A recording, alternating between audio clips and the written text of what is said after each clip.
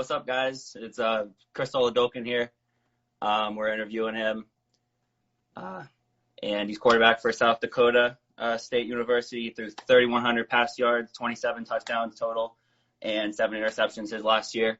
And he's in the NFL draft now, getting ready. So, what's up, Chris? We're gonna start here. I'm gonna start with a few easy questions for you, get my fans to get to know you, and you ready to get started? Yeah, let's do it. All right. First one's a hard one. Jordan or LeBron? LeBron for sure. We were just debating at the training facility. LeBron for sure. Okay, I like that. You think I've seen a bunch of things that he's gonna leave the Lakers soon. I'm seeing that, even though I'm a Lakers fan. I feel like he won't. I feel like he won't make a move until Bronny gets into the league. That's just my. That would be No. Right. Next one. Here, Xbox or PlayStation? PlayStation for sure. Never owned an Xbox. Okay. I've been PlayStation all the way too, so I like that. Good answer so far. Yeah, I need to get that PS5. Yeah, I don't got one yet either. It's crazy how they keep going up too. Yeah, no, I'm just gonna wait till I could just walk in and get one. Drake or Kanye? Drake every day. Anyone that knows me, I'm a huge Drake fan. So. Damn. Okay. You like CLB more than Donda? You listen to Donda a lot? %. And I like Kanye. I like Kanye a lot, but Drake's my number one. Okay. Yeah, that's fair too. Pizza or wings? Are you a pizza or wings guy? Wings for sure. Wings. Okay. Buffalo or barbecue? Buffalo, and you have to have blue cheese. I'm not a ranch guy. Ooh. Okay, that's a hot take. Okay. I always get crap for it, but I like blue cheese. All right. Travis Scott or Future?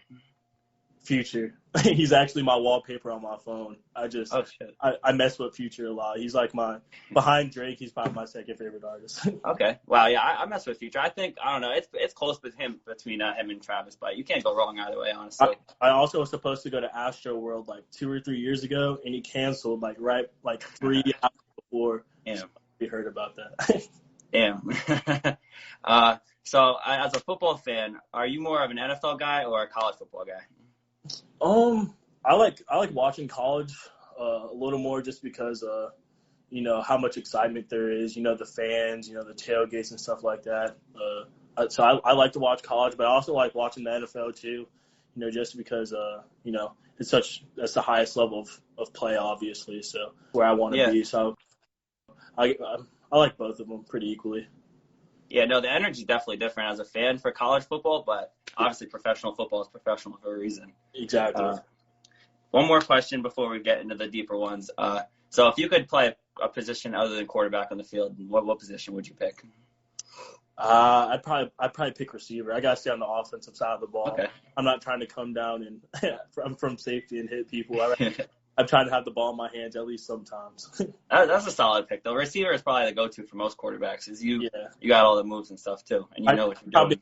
Probably a hot take, but quarterback's got the best hands on the team, 100%. Maybe a hot take, but we'll see. So I know the draft's still a couple months away, but, I mean, the excitement's got to be hitting you. Tell me what the experience has just been like for you all this whole time, and obviously it's coming up. Tell me what the experience has been like for you and what the excitement's like. It's been pretty surreal so far. You sort of work your whole life to, get to this point, and then, you get here and, things are moving fast. Obviously I just got back from LA from the NFLPA Bowl, and then, training, 24/7, 6 days a week, pretty much all day. And it's really just, staying disciplined and, staying the course and, working hard to reach that end goal. Okay. All right, so I know you just got back from the NFLPA Collegiate Bowl last week it was or something. Yep. Tell me about the experience of that and what you got to do and work on there. It was great. First off, it was a great event. Everything was organized, well put together, and I learned a lot of football. Jeff Blake was my quarterback coach throughout the week, and to learn from someone that's also a black quarterback, that played and was very successful in the league for such a long time. I really cherished that and got a lot of good, nuggets from him throughout the week and made a lot of good relationships with guys, that I didn't know, from other schools and things like that. And then, that was pretty much it. But I loved it. It was a great experience, had a great week of practice and, an interview. So it was really good to see. Really good to be. Okay.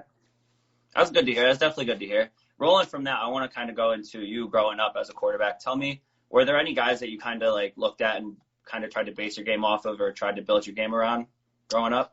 Yeah, well, from a young age, the first football number I wore was number 7 because of Michael Vick. Obviously, like I'm a Bucks fan, and I would still, like on Madden 04, play with the Falcons. Just, run around and throw the ball like 70 yards to Michael Vick. So Michael Vick, obviously, and then like progressing later, Cam Newton when he was at Auburn, that's someone I watched a lot. And I still like really enjoy watching Cam Newton play. And then, recently, guys that are in the league now, guys like Kyler Murray, Dak Prescott, Patrick Mahomes are guys I sort of really closely watch because, I have some similarities, from all 3 of them. I sort of just try to pick little nuggets and stuff to put into my game. Okay. Yeah, for sure. I can see a lot of those comparisons you made just there with you as a quarterback. You got a lot of the same talent as a lot of those guys, obviously, too. Tell me, has it always been quarterback, like football for you growing up, or did you play any other sports, like through high school or anything? And was it always quarterback for you, too? Did you ever get to play any other positions? Yeah, so I grew up playing football, basketball, and baseball. So I played travel baseball and travel basketball pretty much my whole life. And so, that was always really fun. And I really thought I was going to be more of a baseball player than a football player, to be honest, growing up. Oh, then, wow. The light sort of clicked for me when I was about 10 years old. Played on a really talented team. And, a lot of guys I played with, guys like Ray McLeod, Ventel Bryant, Deion Kane, those are guys that are all in the league now. So played with a really good group. And, quarterback really started for me. I started out as a quarterback, and then 1 year I played running back because the coach said I would never be a quarterback. So, that's something that's always stuck in my head and sort of given me a chip on my shoulder, as I've progressed throughout my career, obviously. Yeah, you got a pretty good arm for a running back, I guess. Yeah, not too. Yeah. So, yeah, I know you talked about a little bit about Cam and Mike Vick and guys that you kind of look at. I know watching a lot of your film, you kind of have like the same mentality as them. You're very like aggressive and got a big arm. Tell me what your mentality is as a quarterback when you're back in the pocket and kind of what you're thinking when you're making reads and stuff. Definitely, you can't be scared to, push the ball down the field and take risk.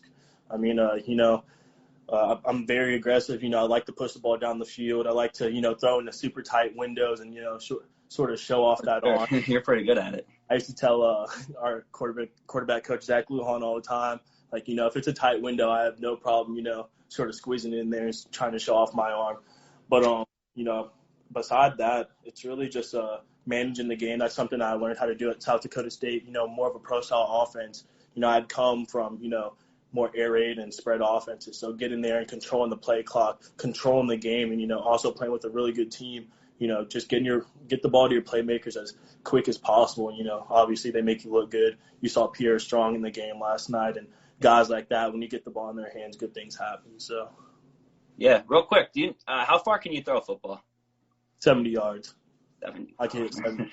All right. I see, like, when you're on the run sometimes, and when I'm watching your games and stuff, you on the run, you could throw like 40, 50, 60, like, so. Yeah, I knew I had to ask how much you could throw. 70 is pretty crazy. Yeah, versus SIU, I want to say I was in the 45 to 50-yard range on a rollout to the right, so. Yeah. So, you came from Sanford 2 years ago. Tell me a little bit about your growth as a quarterback from Sanford going to South Dakota. Because you got a good productive season that next season afterwards, obviously. Yeah, no, there's a lot of growth. Obviously going from Sanford and to South Dakota State, 2 different offenses. Sanford really, grew me into, just really getting comfortable with those tight window throws and, being on time. And I mean, the balls, especially in an air raid offense, you're throwing the ball, 40 to 50 times a game. So through my confidence from there, with, trusting my arm and believing in myself, just to make those tight window throws, and then, continue on to South Dakota State. I saw a lot of growth in my game, just from, ball security to, managing the game, knowing when to take risk and when to take shots, and then just knowing when to sort of dump it down. There's times I'd dump it down and, we'd get, 20, 30 yards just off a check down. Where early in my career, I probably would have tried to force the ball down the field just because I am so aggressive with those throws. And, that's really what I was looking for. And I wanted to prove to, not only the scouts and guys out there that are evaluating, but myself that, I can, do those things to, make an offense succeed. That's a good answer. Thank you for that. definitely that's one of the biggest things in today's, being able to have the talent to throw those 70-yard throws and also be able to, check it down and give what the defense gives you. So that's definitely a big thing. I know it's cold in South Dakota. I know you're from Tampa. Tell me what that was kind of like transitioning from 80-degree weather to where it's almost freezing or way below freezing. Well, it was different because I got to South Dakota in June and I was sort of expecting it to be cold already, but it was super hot. It was like 95 every day, and then I could feel it sort of getting cooler and cooler as the months went by. And I just remember waking up one morning. My mom actually called me. She's like, "Have you seen the weather outside?" And I was like, "No, what do you mean?" And it was just like covered in snow, like 30-mile-per-hour winds. So it was definitely a lot different than Tampa. I definitely got to be bundled up out there. I had never practiced or played in snow ever. So, that was pretty new and something that's cool. I think that I can say that I did, especially moving forward. Obviously I don't know what school or what team I'm going to. So, it can be some, a Buffalo or somewhere where it does a lot and things like that. And, our last game was Montana State. I'm pretty sure it was like 0 degrees at I think that's what it was. Yeah, it was like 0 degrees at kickoff. And so, it was good for me to play in those, type of conditions. Okay. No, that's definitely a good experience. Tell me, did you, when you were getting used to the cold and stuff, did you have to switch up your grip or do anything noticeable to kind of transition to that a little easier or no? No, not much. I sort of just didn't really even think about it, sort of put it in the back of my mind. I'd say the one major difference is going from Tampa to South Dakota was the wind. It gets pretty windy up there. Oh, yeah. Here it wasn't, the windiest you'll get here is like 10 miles per hour. Up there's days just like 35, 40. So trying to navigate the wind, obviously, pushing that ball down the field. I think back to like UC Davis, our first playoff game this past year.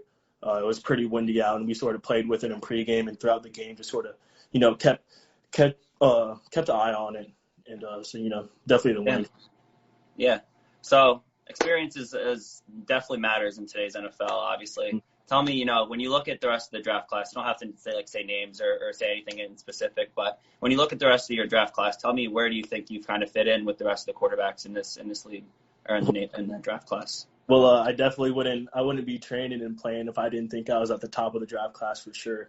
I think there's a lot of good quarterbacks and talented quarterbacks in this class, but just for myself, I carry a lot of experience. I carry a lot of confidence in myself, and also, I make a lot of things happen, outside the pocket, a lot more than a lot of these other guys do, which is my advantage. You look at how the NFL is transforming with the quarterback position.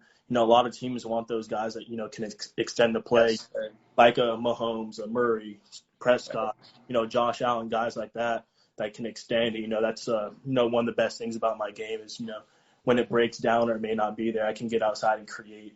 And it's something that I love and, practice when I'm home too, just different arm, whether it be different arm angles or, different slots and carrying outside the pocket for, out of time.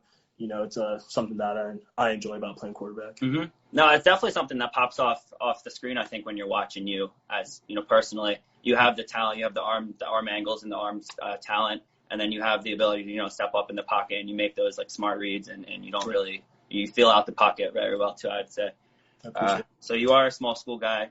Mm-hmm. Tell me what you've been trying to just show scouts and coaches and stuff this offseason that you can improve, and what have you been showing them kind of?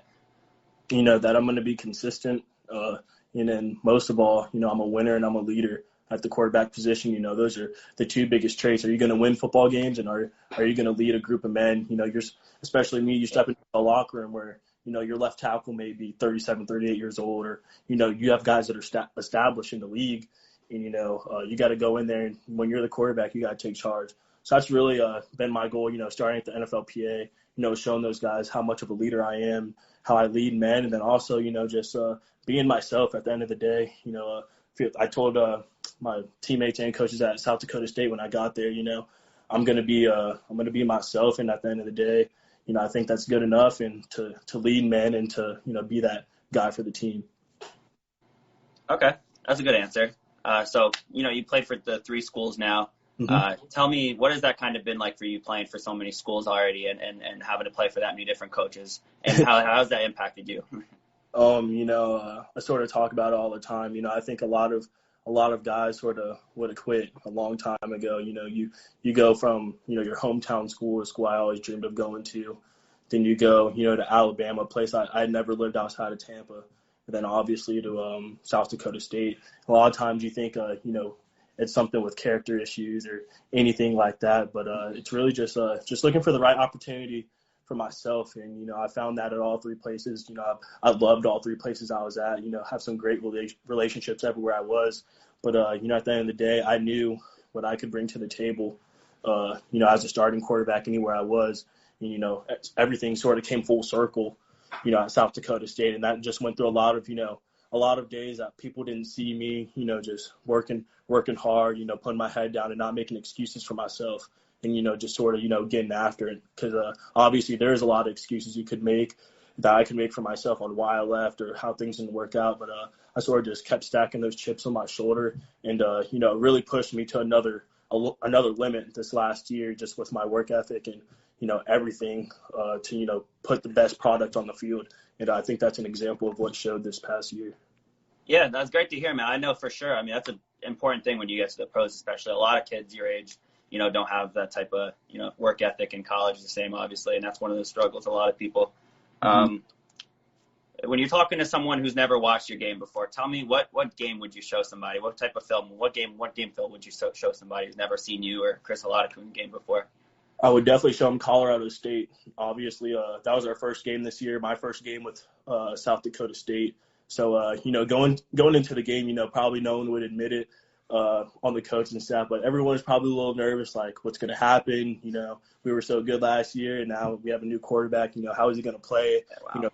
40,000 fans there. How is he going to react to that? And I just sort of embraced all those because I thought about it before the game. Like, they're probably like, man, like, we're still like, yeah, he's our starter, but we're not really sure about him yet. I took that as a challenge and, just wanted to, play for my guys and, show everyone that, I was the leader on the team and that they could trust me with the ball in my hands. And so the Colorado State game, you just see me play with a lot of emotion. Obviously played within the offense and played really well. The whole team played really well, and it was just that was a really good feeling. Well, yeah, no, that's a nice. That's definitely a good answer too. That was the first game that you're coming into, so I'm sure a lot of people are kind of doubting you, and you got a lot of pressure on you. Yeah, especially going up versus an FBS school too. Yeah, they're obviously the top dog, and so to beat them on the road was good. All right, so I know you mentioned 7 growing up, and I know you've rocked 2, 6, and 10. Yeah. Tell me what's your actual number at heart, Chris? You have a number? Well, growing up, I'd say my number was 10. That's where I wore at USF. Okay. That's what I wore most of my little league. I wore 7 my first year, and then I switched to 10. And so Is there a reason for 10, or just you like it? I just sort of picked it once I started playing on like my little league team that I played with majority of the time. Growing up, I just sort of picked 10 and stuck with it and almost became like my lucky number. Like, okay, like this is my number now. So when I got to USF, I sort of wanted to go back to that. And at Samford, I didn't even really pick. They just gave me 2, and I was like, what's a single digit? It's cool. And South Dakota, obviously, I was just going in, and I was like, let me switch it up. My brother would probably say I stole number 6 from him because my brother was number 6 in high school, and then I got 6. But I like number 6 now. I thought it looked good on me this past year. 6 is a good number. 6 looks good on a lot of people, I feel like. I have to stick with it if I can. All right. Okay. I like that. So I always love to hear. Tell me the best player you've gotten to play with or against, throughout your entire collegiate career. Oof.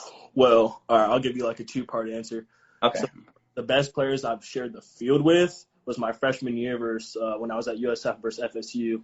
And I got to sit there and watch Dalvin Cook run up and down the field versus us and got to watch Derwin James play in person. I was redshirting, so I wasn't playing, but, to see those guys that close. Yeah, that team was pretty crazy. How good they were was wild. And then the best player I think I played against, like actually being in the game, I'd say Troy Anderson from Montana State this year, the linebacker. He was really impressive. He was really good. We saw how athletic he was on film, and then to actually play against him and see, his game speed and how fast he plays, I was pretty impressed. I'd probably say him. And I heard he's having a good week at the Senior Bowl too. So yeah, that's me. Okay, wow. So I'm gonna do a couple more questions here before I wrap it up. Tell me, it's obviously hasn't been that long of an off season yet, but tell me, what are you most excited for this offseason, the rest of this offseason with the draft coming up and everything else that's approaching?